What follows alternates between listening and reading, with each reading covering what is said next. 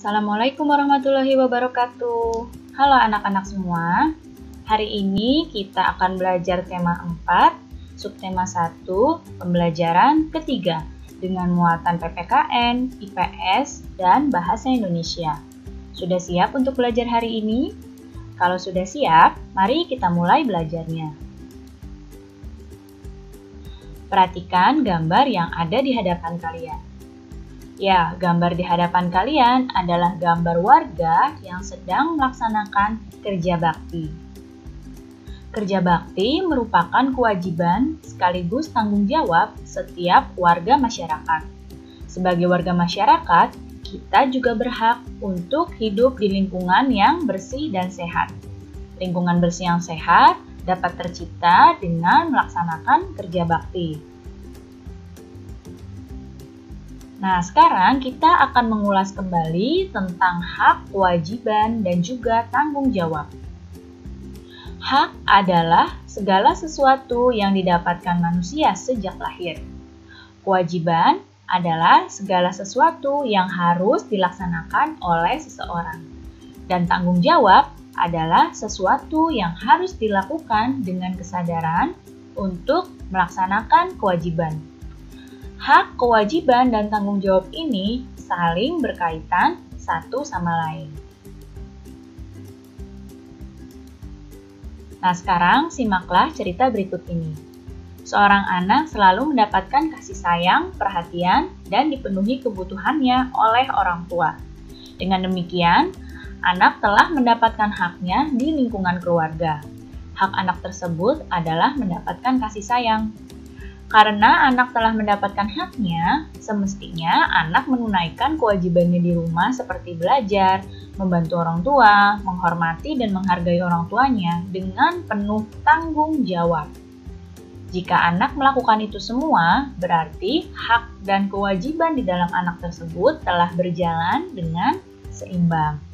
Nah, dari cerita ini dapat kita simpulkan orang yang melaksanakan hak dan kewajibannya dengan seimbang secara otomatis menjadi orang yang bertanggung jawab. Dari cerita ini bisa kita lihat, hak seorang anak adalah mendapatkan kasih sayang, perhatian, dan dipenuhi kebutuhannya. Nah, setelah dipenuhi haknya, anak tersebut juga harus melaksanakan kewajibannya sebagai seorang anak seperti belajar, membantu orang tua, menghormati, dan menghargai orang tuanya. Melaksanakan kewajiban ini harus dengan tanggung jawab. Ya, jadi jika hak dan kewajiban ini sudah dilaksanakan secara seimbang, maka orang tersebut bisa dikatakan sebagai orang yang bertanggung jawab. Nah, kerja bakti yang dilakukan merupakan bentuk tanggung jawab masyarakat untuk menjaga lingkungan. Saat melakukan kerja bakti, akan terjadi interaksi sosial antar warga masyarakat. Manusia itu selalu berinteraksi dengan sesamanya. Apa itu interaksi sosial? Adakah yang masih ingat?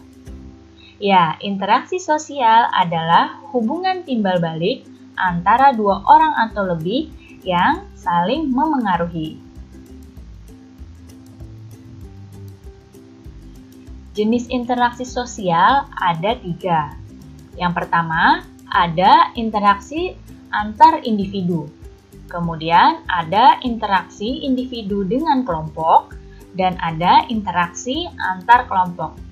Yang pertama, interaksi antar individu ini merupakan interaksi antara dua orang. Seperti gambar yang Ibu tunjuk dengan panah ini. Ada dua orang yang berinteraksi. Ini namanya interaksi antar individu. Kemudian ada interaksi individu dengan kelompok, yaitu interaksi yang terjadi antara seseorang dengan kelompok. Contohnya adalah seorang guru yang mengajar murid-muridnya di kelas. Guru sebagai individu dan murid-muridnya sebagai kelompok. Dan yang ketiga, ada interaksi antar kelompok, yaitu interaksi yang terjadi antara dua kelompok. Nah, contohnya di sini adalah interaksi yang terjadi antara dua tim sepak bola.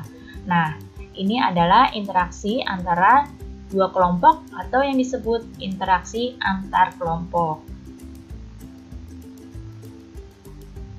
Dengan berinteraksi, manusia dapat memenuhi kebutuhan hidupnya. Dan tentu saja manusia itu tidak bisa hidup sendiri, karena manusia adalah makhluk sosial yang pasti berinteraksi satu sama lain. Interaksi sosial ini terbagi menjadi dua. Ada interaksi yang mengarah pada persatuan, dan ada interaksi yang mengarah pada perpecahan. Nah, interaksi yang mengarah pada persatuan inilah yang harus kita lakukan. Sedangkan interaksi yang mengarah pada perpecahan harus kita hindari dan tidak boleh kita lakukan. Ya. Karena masyarakat Indonesia ini hidup tersebar di berbagai wilayah Indonesia yang memiliki beragam karakteristik. Oleh karena itu, setiap warga negara hendaknya menjaga interaksi yang baik untuk menghindari konflik dan perpecahan di dalam masyarakat. Dengan menjaga interaksi yang baik antara seluruh masyarakat dan segala aspek sosial dapat mendukung pembangunan nasional. Kekuatan masyarakat itu terletak pada ikatan kerjasama. Pentingnya kerjasama dapat diungkapkan dengan sebuah pantun. Coba, diperhatikan pantun berikut ini. Di laut ada kapal karam, sekarang jadi pemandangan. Kalau ingin hidup tenteram, kerjasama mari utamakan. Nah, di sini ada pantun tentang kerjasama, ya. Pantun itu sebagaimana telah kalian pelajari, terbagi menjadi dua bagian. Ada yang disebut dengan sampiran, ada yang disebut dengan isi.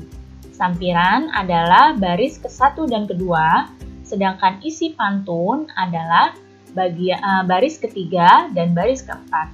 Nah, biasanya makna dan amanat sebuah pantun ini ada pada bagian isi pantun. Kita lihat lagi pantun yang tadi. Nah, ini pantun tentang kerjasama. Nah, bisa kita lihat di sini bait 1 dan bait kedua pada pantun adalah yang ini, adalah sampirannya. Di laut ada kapal karam, sekarang jadi pemandangan. Ini adalah sampirannya pantun. Dan isi pantunnya ada pada baris ketiga dan keempat, yaitu kalau ingin hidup tentram, kerjasama mari utamakan. Nah, kita bisa lihat isi atau makna pantunnya dari baris ketiga dan baris keempat. Ya, jadi makna dari pantun ini adalah saling bekerja sama agar hidup menjadi tentram. Ya, jadi kita bisa mengambil kesimpulan isi atau makna pantunnya dari bait ketiga dan bait keempat dari pantun ini ya.